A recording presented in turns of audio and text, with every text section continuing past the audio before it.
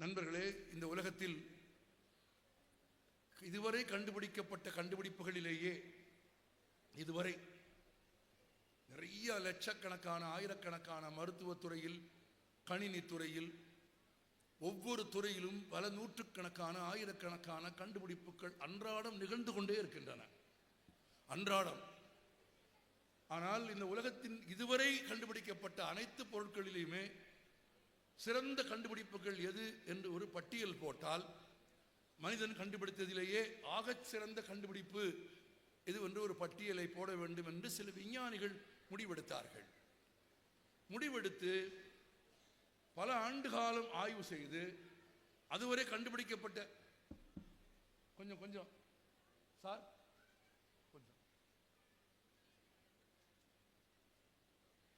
அதுவரை கண்டுபிடிக்கப்பட்ட எல்லா அறிவியல் துறை சார்ந்த அனைத்து துறை சார்ந்த கண்டுபிடிப்புகளையும் ஆய்வு செய்ததற்கு பிறகு இந்த உலகத்திலேயே சிறந்த கண்டுபிடிப்புகள் என்று 4ஐத்தான் முடிவு செய்தார்கள். அந்த 4 என்ன என்று நான் சொல்லுகிறேன். எது முதலாவது, எது இரண்டாவது, எது மூன்றாவது, எது நான்காவது என்ற வரிசை 1 2 3 4 என்று சொல்லாமல் 4 3 2 1 என்று சொல்லி வருகிறேன்.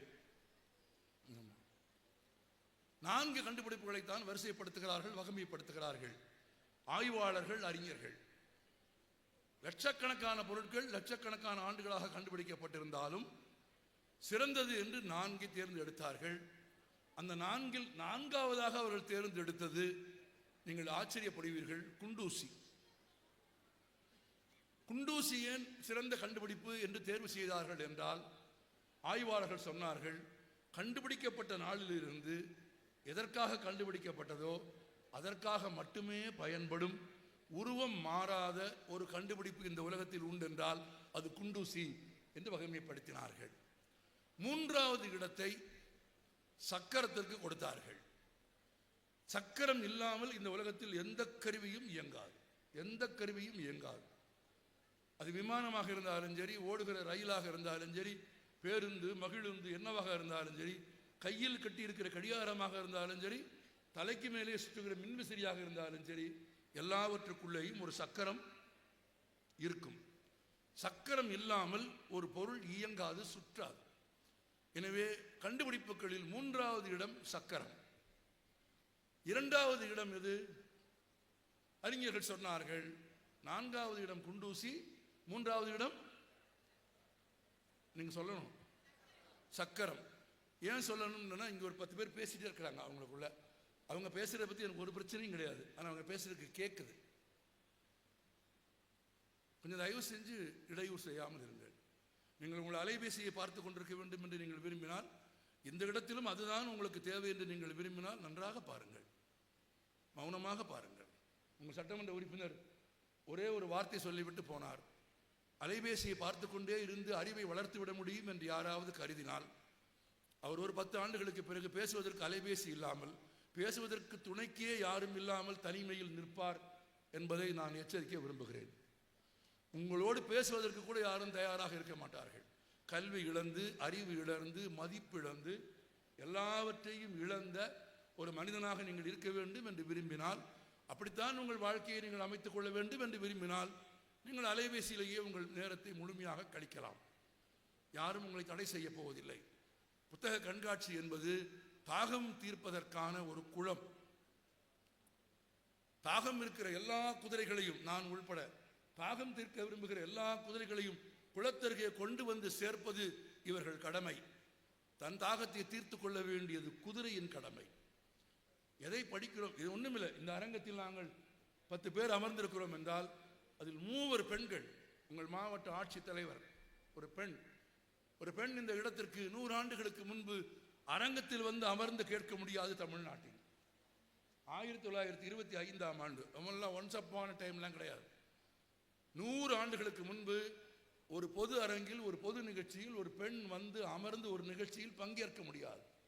100 ஆண்டுகளுக்கு முன்பு 1925ஆம் ஆண்டு தமிழ்நாட்டில் பெண்கள் படிப்பதற்கான ஒரு பள்ளிக்கூடமே கிடையாது, இல்லவே இல்லை. வசதியான பெண் குழந்தைகள், வசதியானவர்கள் வீடுகளில் படித்தார்களே தவிர பெண் குழந்தைகள் படிப்பதற்கான பொது ஆண்டுகளுக்கு முன்பு இல்லை. ஆனால் 100 ஆண்டுகளுக்குள் பொதுப்பள்ளிகள் தொடங்கப்பட்டு பெண் குழந்தைகள் படிக்க வந்து கல்வி பொதுவுடைமையாக்கப்பட்டு பெருமிடத்திற்கு போய் இதோ இந்த மேடையில் நடுநாயகமாக ஒரு பெண் அமர்ந்திருக்கிறார் என்றால் வாசிப்பும் கல்வியும் தான் அவரை இங்கே நிறுத்தி இருக்கிறது. அவர் வரும்போது எல்லோரும் எழுந்து நிற்கிறார்கள் என்றால் அச்சத்தினால் அல்ல, இந்த உயரம் அழகினால் அல்ல. இந்த உலகம், இந்த உயரமும் இந்த இடமும் அவருக்கு வந்தது வாசிப்பினால் கல்வியினால் வந்தது. இன்னும் சொல்ல போனால் மானமும் அறிவும் தான் மனிதர்களுக்கு அழகு என்பார் பெரியார். அறிவினால் மானம் வந்துவிடும். வாசிக்கிறவர்களுக்கு, கேட்கிறவர்களுக்கு, வாழ்க்கையில் முன்னேற வேண்டும் என்று விரும்புகிறவர்களுக்கு நான் இன்னொன்றையும் சொல்கிறேன். எந்த போட்டித் தேர்வுக்கு போனாலும் நீங்கள் எந்த பாடம் படித்தாலும் அதில் 60% கூட கேள்வி இருக்காது. 40% தான். நீங்கள் பிசிக்ஸ், கெமிஸ்ட்ரி, இங்கிலீஷ் என்ன வேணால் படிக்கலாம். BA, BSc, BCom, BBA, MA, MPhil, PhD எல்லாம் படிச்சுக்கோங்க. எல்லாம் படித்து முடித்து விட்டு நீங்கள் போட்டித் தேர்வுக்கு போனால் உங்கள் பாடத்தில் இருந்து 40% தான் கேள்விகள் இருக்கும். 60% பொது அறிவு சம்பந்தமாக இருக்கும். பொது அறிவு சம்பந்தமான கேள்விகளுக்கான விடைகளை எங்கே இருந்து பெறுவீர்கள்? புத்தகங்களை தவிர இறந்த காலத்தை உங்களுக்கு கற்றுக் கொடுப்பதற்கு யார் இருக்கிறார்கள்? ஒன்றும் கிடையாது. உலகின் சிறந்த கண்டுபிடிப்புகள் என்று விஞ்ஞானிகள் சொன்னார்கள் என்று சொல்ல ஆரம்பித்தால் ஒரு வியப்போடு அந்த செய்தியை கேட்டு தெரிந்து கொள்ள வேண்டும் என்ற விருப்பம் வேண்டும். கற்றுக்கொள்வதற்கான விருப்பம். நான் இன்னும் நுட்பமாக ரொம்ப பணிவாக சொல்கிறேன், ஒரு துளி கூட கோபம் இல்லாமல் சொல்கிறேன். நீங்கள் அடைய வேண்டும் என்று ஒரு இலக்கு இருந்தால் நீங்கள் என்ன விதமான காலணி அணிந்திருக்கிறீர்கள் என்பதை பொறுத்தது அல்ல உங்கள் பயணம். நீங்கள் லோடோ, மெட்ரோ, பேட்டா 9,000, 10,000, 15,000, 20,000 உள்ள ஒரு காலணியை அணிந்திருப்பதால் நீங்கள் விரும்பிய இடத்தை அடைய முடியாது. உங்கள் பயணத்தை தீர்மானிக்க போது உங்கள் கால்கள் அல்ல, உங்கள் காலணிகள் அல்ல, நீங்கள் தேர்ந்தெடுக்க போகும் பாதை, நீங்கள் வாசிக்க போகிற புத்தகம். நான் இன்னும் கூட கூர்மையாக சொல்கிறேன், இன்னும் சில ஆண்டுகளுக்கு பிறகு இந்த அரங்கத்தில் இளையோர் நிறைய இருப்பதால் சொல்கிறேன், சாப்பிடுகிற உணவுக்கும் உடுத்துகிற உடைக்கும் இருக்கிற இடத்திற்கும் யார் வீட்டு வாசலிலும் போய் நிற்காமல் பிச்சை எடுக்காமல் நிமிர்ந்த முதுகோடு நேர்கொண்ட வாழ்க்கையை ஒரு சமூகம் வாழ வேண்டும் என்று விரும்புவதன் நோக்கம்தான் புத்தக திருவிழா. அதுதான் பேரறிஞர் அண்ணா குறிப்பிட்ட மாபெரும் தமிழ் கனவு. இன்னைக்கு வேறு எந்த மாநிலத்திலும் இது இல்லை. நான் பிறகு அந்த விஷயங்களுக்கு வருகிறேன். கண்டுபிடிப்புகளில் 4வது இடத்தை எதற்கு கொடுத்தார்கள்? குண்டூசி. ஆமா, சொல்லுங்க, பேசுங்க. ஆமா, பேசுகிறவன் தான் உயிரை கொடுத்து பேசணும், கேட்கிறவங்களுக்கு ஒண்ணும் இல்லைன்னு இருக்காதீங்க. ஆமா, 4வது இடத்தும் குண்டூசி, 3வது இடம் சக்கரம், 2வது இடம் நான் சொல்லுறேன், எல்லா சக்கரங்களையும் இயங்க வைக்கும் மின்சாரம் தான் 2வது இடம். மின்சாரம் இல்லை, இந்த இருக்கு. மின்சாரம் ஒளி தரும், மின்சாரம் ஒலி தரும். மின்சாரம் ஒரு பொருளை எரிக்கும், மின்சாரம் ஒரு பொருளை குளிர வைக்கும். மின்சாரம் ஒரு அறையிலிருந்து காற்றை வெளியேற்றி விடும். ஒரு மின்சாரம் ஆஃப் பண்ணு, சத்தம் போடும். ஒரு மின்சாரம் எனக்கு டிஸ்டர்ப் ஆகுது. நூற்றுக்கணக்கான தேர்தல் பணிகள், அலுவலக பணிகள், SIR என்று ஏகப்பட்ட பணிகள் இருந்தாலும் எல்லாவற்றையும் விட்டு புத்தக கண்காட்சியை திறந்து வைத்து விட்டு அமர்ந்திருக்கும் அந்த மாபெரும் மனிதர்களின் நேரத்தையும் கணக்கில் எடுத்துக்கொண்டு அதற்கு மதிப்பளித்து பேச வேண்டும் என்று நான் விரும்புகிறேன். உங்கள் நேரத்தை நான் மதிக்கிறேன், என் நேரத்தை நீங்கள் மதிக்க வேண்டும். மின்சாரம் ஒன்றை எரிய செய்யும், ஒன்றை கருகச் செய்யும். மின்சாரம் ஒன்றை குளிரச் செய்யும். மின்சாரம் ஒன்றிலிருந்து ஒளி தரும், மின்சாரம் ஒன்றிலிருந்து ஒலி தரும்.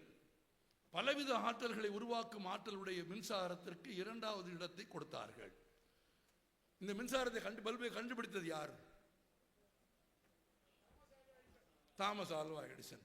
இத்தனை பேருக்கு அரங்கத்தில் எடிசன் பேரை சொல்வதற்கு ஒருவர் தானா? மின்சார விளக்கை கண்டுபிடித்தது யார்? எடிசன். இன்னும் கூட எங்க ஆசிரியர் சொல்வார், கேள்வி பதில்ல எதையாவது கண்டுபிடிக்கிறதுக்குன்னு இதை யார் கண்டுபிடிச்சான்னு கேட்டா ஒருவேளை பதில் தெரியலன்னா எடிசன் எழுதிரு, பாஸ் பண்ணிடுவேன். அது எப்படி சார்னு கேட்டா உலகத்திலேயே அதிகம் கண்டுபிடிச்சது எடிசன் தான், அதனால நீ தப்பி பிழைச்சு பாஸ் ஆகிறதுக்கு வாய்ப்பு இருக்கு. எடிசன் ஏறக்குறைய முயற்சியை தெரிந்து கொள்ளுங்கள். அன்றாட மின்சார விளக்கின் கீழே அமர்ந்திருக்கிறவர்கள் இந்த வரலாற்றை தெரிந்து கொள்ளுங்கள். நான் இதை எடிசனிடமிருந்து கேட்டு சொல்லவில்லை.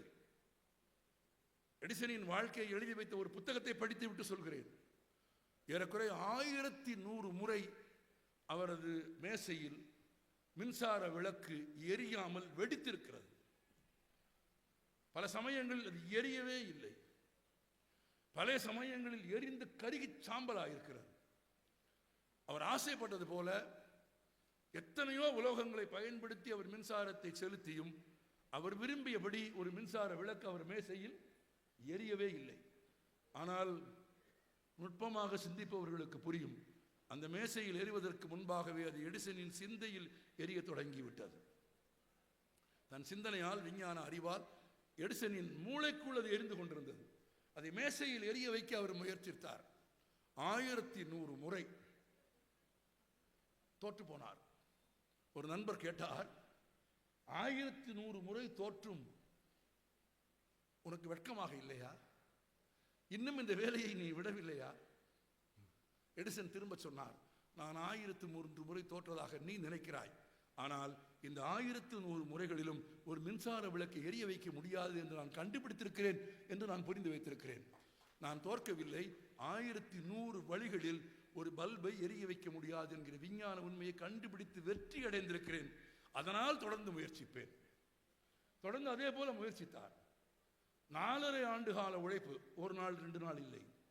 4.5 ஆண்டு கால உழைப்புக்கு பிறகு ஒரு நாள் டங்ஸ்டன் இழையை பயன்படுத்தினார். பல்பு எரிய ஆரம்பித்தது. கொஞ்ச நேரத்தில் வெடிக்கும் என்று நினைத்தார், வெடிக்கல. எரிந்து விடும் என்று நினைத்தார், எரியல. ஆமா, அணைந்து விடும் என்று நினைத்தார், அணையவில்லை. 3 மணி நேரம் தொடர்ந்தது, எரிந்து விட்டது. அவருக்கு மகிழ்ச்சி ஆகிவிட்டது, வெற்றி. இரவு மணி 2, நள்ளிரவு. எடிசன் மகிழ்ச்சியின் உச்சத்திலே போய் மனைவியை போய் எழுப்பினார். அந்த அம்மா என்ன அப்படின்னு கேட்டுச்சு. பல்பு எரியுது, அமர்த்திட்டு தூங்கு. இந்த அம்மா சொன்ன ஒரே வார்த்தை தான். ஆமா, எப்பவுமே மாபெரும் வெற்றிகளுக்கான முதல் அங்கீகாரம் இப்படித்தான் தொடங்கும். ஆனால் எடிசன் அதை பற்றி பொருட்படுத்தவில்லை. எப்படி மின்சார விளக்கு எரிய வைத்தாரோ, மின்சாரத்தை பயன்படுத்தி பல கருவிகளை கண்டுபிடித்தார்களோ, அப்படித்தான் விஞ்ஞானிகள் கண்டறிந்து சொன்னார்கள்.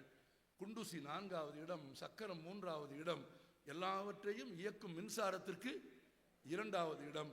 அப்படியானால் 1வது இடம் எது என்று கேட்டபோது அறிஞர்கள், ஆய்வாளர்கள் சொன்னார்கள், மொழிதான் இந்த உலகத்தில் மனிதன் கண்டுபிடித்தவர்களிலேயே தலை சிறந்தது என்று சொன்னார்கள். மொழி இல்லாவிட்டால் ஒன்றுமே கிடையாது. நான் இன்னும் சுருக்கமாக, ரத்தின சுருக்கமாக புரியும்படி சொல்கிறேன். மொழி இல்லாவிட்டால், எழுத்து இல்லாவிட்டால் புத்தகமே கிடையாது. ஒரு புத்தகம் கிடையாது. மொழி இல்லாவிட்டால் உங்களுக்கு எனக்கும் பேரே கிடையாது. ஏது பேர்? ஆமா, சத்தம் போட்டு தான் பேசிக்கொள்ள வேண்டும். ஏதாவது ஓசையில் தான் கூப்பிட வேண்டும். உங்களுக்கு எனக்கும் பெயர் இருப்பதன் காரணம், உங்களுக்கு எனக்கும் புத்தகம் இருப்பதன் காரணம், உங்களுக்கு எனக்கும் வரலாறு இருப்பதற்கு காரணம் எது? மொழி. அப்படி மொழி, வரலாறு, வரலாறுடைய மொழி மனிதனின் கண்டுபிடிப்புகளிலேயே மகத்தானது என்று கண்டுபிடித்த அறிஞர்கள் இந்த மகத்தான மொழிகள் எத்தனை என்று ஆய்வு செய்தார்கள். உங்களுக்கு ஆச்சரியமாக இருக்கும், இந்தியாவில் மட்டும் பேசப்படும் மொழிகள் 6000 மொழிகள். உலகெங்கிலும் பேசப்படும் மொழிகள் 19,000, ஒன்லி வெர்னாக்குலர். 19,000 மொழிகள். ஆனால் எழுத்தும் இலக்கணமும் இலக்கியமும் வயது மூப்பும் தொன்மையும் இளமையும் கொண்ட உலகத்தின் செம்மொழிகள் 6 மொழிகள் தான். 19,000 இல்லை, 6,000 இல்லை, 6 மொழிகள் தான். இந்தியாவில் அந்த எண்ணிக்கை வேறுபடும். இந்தியாவில் ஒவ்வொரு தேர்தல் வருகிற போதும் ஒவ்வொரு மாநில அரசை செம்மொழியாக அறிவித்து விடுவார்கள். அது அல்ல, அந்த கணக்கு உலக மொழியியல் அறிஞர்களுக்கு பொருந்தாது. உலகம் ஒப்புக்கொண்ட செம்மொழிகள், கிளாசிக் லாங்குவேஜஸ் 6 மட்டும்தான். கிரேக்கம், லத்தீன், ஈப்ரு, சமஸ்கிருதம், சீனம், 6. இவ்வளவு பெரிய சபையில் தமிழ்னு சொல்றதுக்கு ஒரு 4 பேர் மட்டும்தான் இருக்கிறீங்கன்னா உங்களை இன்னொரு மொழி படிக்க சொல்லி வற்புறுத்தலாம்னு ஒருத்தனுக்கு தோணுமா தோணாதா? சொந்த இந்த அவரை சிரிச்சிட்டாரு. சொந்த தாய்மொழியின் பெயரை சொல்றதுக்கு என்ன குச்சம்? எல்லாரும் சேர்ந்து பேசுங்கன்னு சொன்னதுக்கு பிறகு 2 பேர் தமிழ் அப்படின்னா, நான் திரும்ப சொல்கிறேன், உலகின் செம்மொழிகள் 6: கிரேக்கம், லத்தீன், ஈப்ரு, சமஸ்கிருதம், சீனம். இப்பதான் சபை இருக்கு, மைக்கு வேலை செய்யுது இப்பதான். ஆமா, சொல்றது புரியுது உங்களுக்கு, நீங்க கோச்சிடாதீங்க. இப்பதான் மைக்கு கீழே சேர்த்து வேலை செய்யுது. உலகத்திலேயே செம்மொழிகள் 6 தான். அதில் ஆச்சரியம் பாருங்கள், 6 மொழிகளில் 4 மொழிகளுக்கு இலக்கணம் இருக்கிறது, இலக்கியம் இருக்கிறது, எழுத்து இருக்கிறது. ஆனால் உயிர் துடிப்புள்ள தொடர்ச்சியோடு கூடிய பேச்சு மொழியாக 4 மொழிகள் இல்லை. தொடர்ச்சியோடு கூடிய இளமையும் செழுமையும் மேன்மையும் கொண்ட மொழிகள் 2 மொழிகள் தான். ஒன்று சீனம், இன்னொன்று சபாஷ். ஆமா நண்பர்களே, நான் உங்களுக்கு இன்னொன்றை சொல்கிறேன், தமிழை யாராலும் அழிக்க முடியாது. எந்த திசையில் இருந்து வந்தாலும், யார் வந்தாலும், எந்த நிறத்தில் வந்தாலும் தமிழை அடிக்க முடியாது, தமிழர்களை தவிர. ஒருவேளை தமிழுக்கு கேடு வந்தால் யாரால் வரும்? தமிழனால் தான் வரும். தமிழனுக்கு தான் ஒரு A4 சீட்ல ஒரு காகிதத்தில் வல்லின மெல்லின பிழை இல்லாமல் எழுத தெரியவில்லை. தகராறுன்னு எழுத சொன்னா ரூவுக்கு பக்கத்துல பேனாவை வச்சுட்டு கேட்கிறான், மாப்பிள்ள என்ன ரூ போட அப்படின்னா, மாப்பிள்ள சொல்றான், பெரிய தகராறுனா பெரிய ரூவா போட்டுக்க, சின்ன தகராறா இருந்தா சின்ன ரூவா போட்டுக்க. தமிழ்ல பெரிய ரூவும் இல்லை, சின்ன ரூவும் இல்லை. வல்லினம் மெல்லினம் இடையினம் பெரும்பான்மையான தமிழர்களுக்கு பலவீனம். பள்ளிக்கு என்னலா போடணும் ஒரு கேட்குது, ஒரு பாப்பா என்னலா அப்படின்னு, பக்கத்தில் இருக்க பாப்பா சொல்லுது குண்டுலா. அதை டெய்லி வாக்கிங் கூட்டிட்டு போ, அது குண்டு இழக்கிட்டோம். ஆமா, அது மெல்லின லகரம் தெரியல. இந்த உலகத்தில் இன்னும் பேச்சு மொழியாக இருக்கிற மொழிகள் 2 மொழிகள், ஒன்று சீனம், இன்னொன்று தமிழ். நண்பர்களே, நான் ரொம்ப பணிவாக சொல்கிறேன், மார்ட்டின் லூதர் கிங்கின் ஒரு மேற்கோளை சொல்கிறேன். இந்த உலகத்தில் பெரும்பான்மையான தீமைகளுக்கு காரணம் தீயவர்கள் அல்ல. பெரும்பான்மையான தீமைகளுக்கு காரணம் தீயவர்கள் அல்ல, நல்லவர்களின் மௌனம். புத்தன் மேலும் ஒரு வார்த்தை சொல்கிறான், இந்த உடம்பில் 9 துவாரங்கள் இருக்கிறது, 9 துவாரங்களில் இருந்து வெளிப்படும் பொருட்களும் நறுமணமற்றதாகத்தான் இருக்கிறது. வாயிலிருந்து வரும் சொற்களாவது நறுமணமிக்கதாக இருக்க வேண்டும் என்று புத்தன் சொல்கிறான். நான் இப்போது உங்களை கேட்கிறேன், தொடர்பும் தொன்மையும் மகிழ்ச்சியும் இளமையும் கொண்ட உலகின் மொழிகள் 2, ஒன்று சீனம், இன்னொன்று தமிழ். இந்த மொழிகளில் 2000 ஆண்டுகளை கடந்த மொழிகள் சீனம், தமிழ் என்றால், அண்மையில் மதுரையில் கீழடியில் நடந்த அகழாய்வுகளுக்கு பிறகு விஞ்ஞானபூர்வமாக கண்டுபிடிக்கப்பட்டது 3500 ஆண்டுகள் வயதுடைய உலகத்தின் ஒரே மொழி அது, ஒரே மொழி தமிழ். எல்லாம் சொல்லிட்டீங்க, நான் ஒரே ஒரு கேள்வி எடுக்கிறேன், ஏன் கொண்டாட வேண்டும் என்பதற்காக சொல்கிறேன். இந்த மொழியை நீங்கள் ஏன் கொண்டாட வேண்டும்? எல்லோரும் கொண்டாட வேண்டிய ஒரு மொழி இது, உலகத்தில் யாருக்கும் கிடைக்காத மொழி இது. இந்த மொழியில் இருப்பது போல அழகு, இந்த மொழியில் இருப்பது போல இலக்கணம், இந்த மொழியில் இருப்பது போல மேன்மை, இந்த மொழியில் இருப்பது போல சிறப்பு என் வாசிப்பு எல்லைக்குள் நான் படித்த எந்த மொழியிலும் இல்லை. ஆனால் எந்த மொழியையும் நான் குறைத்து பேசவில்லை. ஒன்றை நன்றாக நினைவில் வைத்துக் கொள்ளுங்கள், தமிழர்கள் ஒருபோதும் பிற மொழியை குறைத்து பேசும் பழக்கமுடையவர்கள் அல்ல. பிறமொழி பகைமை தமிழர்களுக்கு கிடையவே கிடையாது. தேவைப்பட்டால் எந்த மொழியையும் தமிழர்கள் படிப்பார்கள். திணிக்க சொன்னால் தமிழன் துப்புவான், திணிச்சால் தமிழர்கள் ஏற்றுக்கொள்ள மாட்டார்கள். எத்தனை மொழிகளை வேண்டுமானாலும் தமிழர் படிப்பார்கள். பாரதியார் பாட்டு உங்களுக்கு தெரியும் இல்லையா?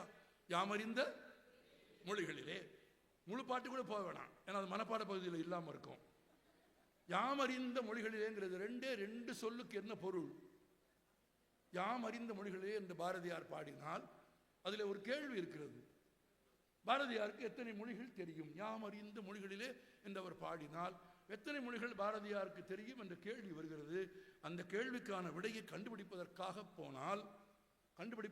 போனால் பாரதியின் வாழ்க்கை வரலாற்றை படித்தால் 9 மொழிகளில் எழுதவும் பேசவும் படிக்கவும் தெரிந்த பாரதியார் பாடுகிறார் யாம் அறிந்த மொழிகளிலே. அப்படியானால் தமிழர்கள் பிறமொழியை படிப்பார்கள், பிறமொழியை போற்றுவார்கள். என் மொழி தேவ பாஷை, உன் மொழி நீச பாஷை என்று தமிழர்கள் ஒருபோதும் சொன்னதில்லை. தன் மொழி தேவ பாஷை என்று சொன்னவர்களின் மொழிதான் செத்து போய்விட்டது. எங்கள் மொழி தேவ பாஷை என்று சொன்னவர்களின் மொழி தேவலோகத்திற்கு போய்விட்டது. நம் மொழியை நீச மொழி என்று சொன்னார்கள். அது 3500 ஆண்டுகள் என்று நிரூபிக்கப்பட்டிருக்கிறது.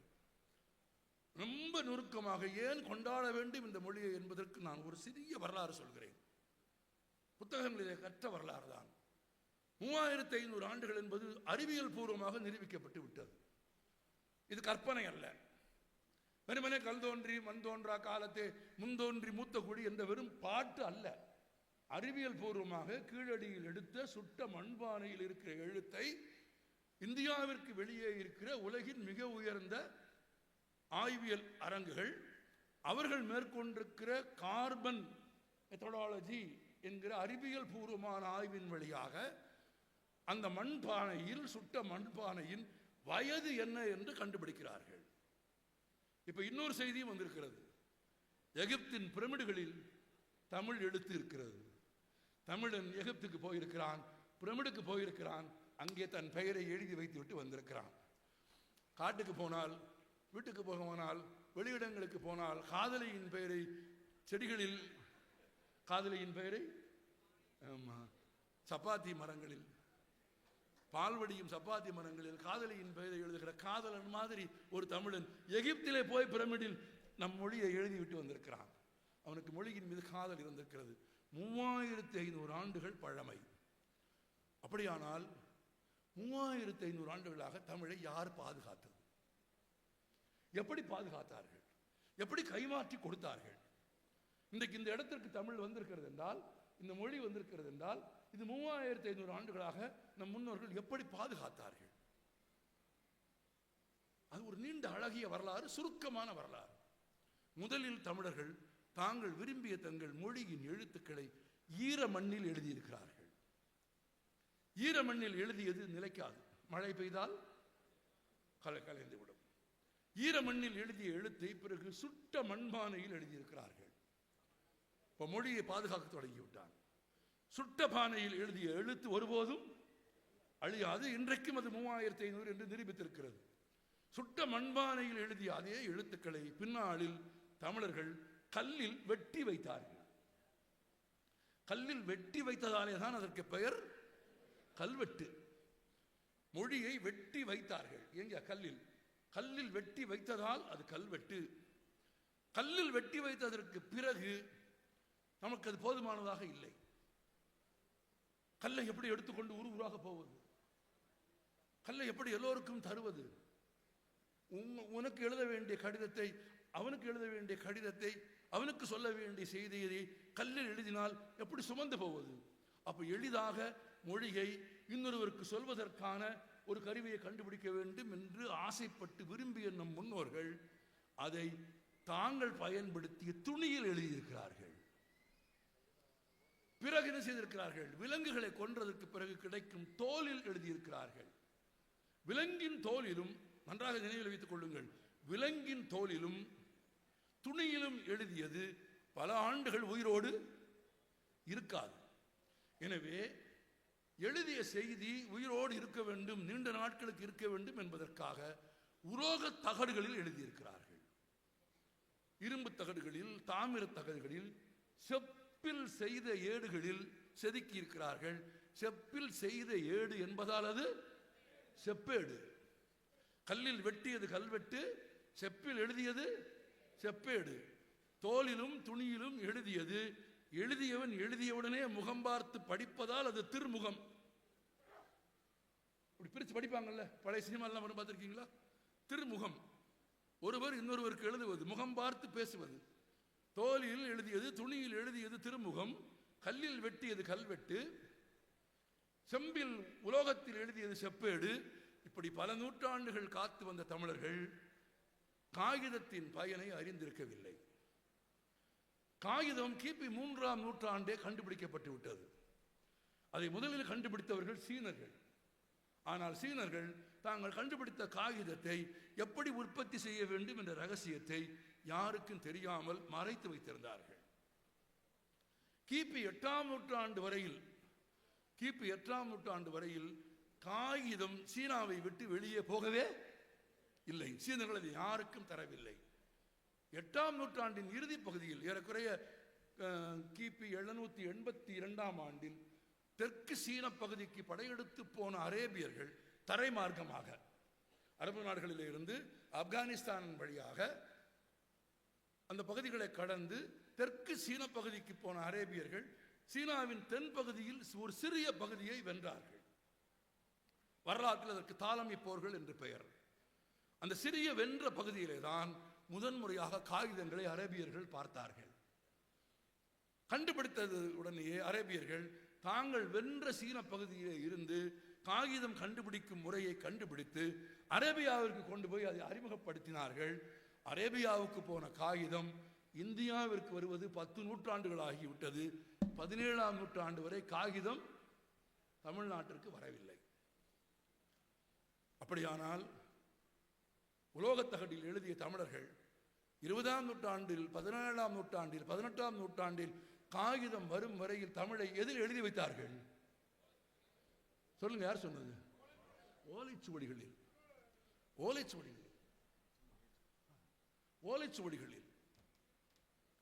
ஓலைச்சுவடிகளிலேயே மொழியை பாதுகாத்த சிறப்புடையவர்கள் உலகத்திலேயே தமிழர்கள் மட்டும்தான். அதிலும் பனை ஓலையின் ஓரமான பகுதிகளில் எழுத மாட்டார்கள். பனை ஓலையின் ஓரமான பகுதியில் எழுதினால் வெயில் வந்ததற்கு பிறகு, ஈரம் விட்டுவதற்கு பிறகு அது வெடித்து விடும். எனவே அதை பயன்படுத்தாமல் பனை ஓலையில் நடு நரம்பு போகிற இடத்திற்கு இடவலமாக இருக்கிற பகுதியை மட்டும் கத்தரித்து, பனை ஓலையின் நடு நரம்பின் இடதுபுறமும் வலதுபுறமும் இருக்கிற பகுதியை மட்டும் கத்தரித்து அதை தூய்மைப்படுத்தி சுத்தப்படுத்தி பதப்படுத்தி பிறகு அதில் எழுதியிருக்கிறார்கள்.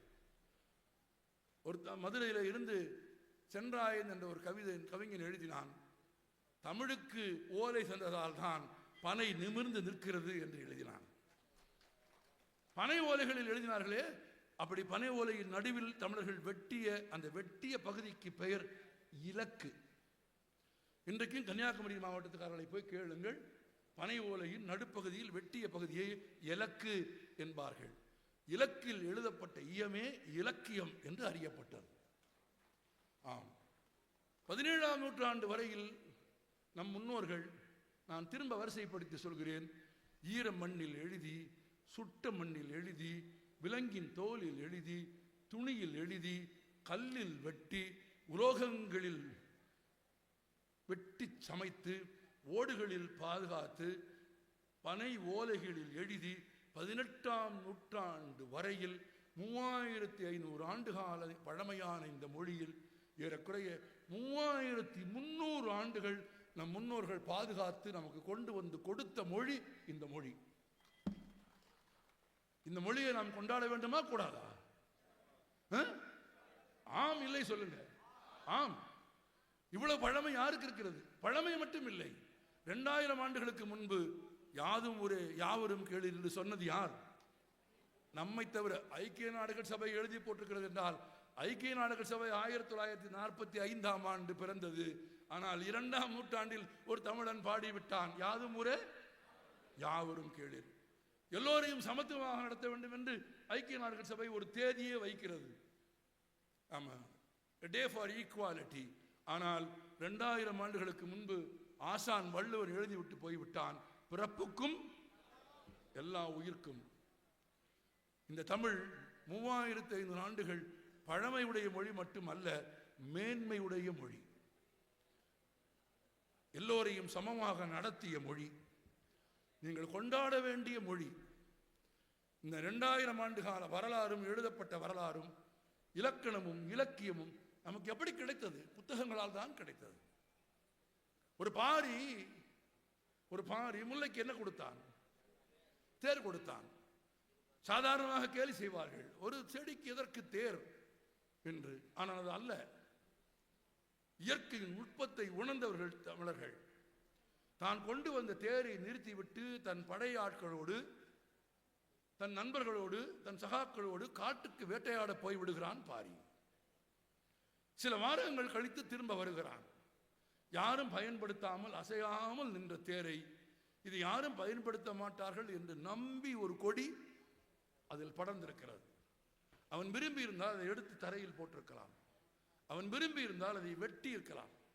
அவன் விரும்பி இருந்தால் அவன் தோட்டக்கலையில் இருந்து ஆட்களை கூட்டிட்டு வந்து தேருக்கு பதிலாக ஒரு கம்பை நட்டு அது படர்வதற்கு வழி செய்திருக்கலாம். ஆனால் தானாக பற்றி படர்ந்த ஒரு செடியை இன்னொரு கொம்பில் நீங்கள் போய் இணைத்தால் பற்றி கொள்ளாது. எனவே தான் பற்றி படர்ந்த அந்த இடத்திலிருந்து அதை பிரிக்கக்கூடாது என்பதற்காக அந்த சிறு உயிருக்கும் உள்ள உணர்ச்சியை மதித்து தன் தேரை விட்டு போயிருக்கிறான் தமிழன் என்பதுதான் நமது பண்பாடு.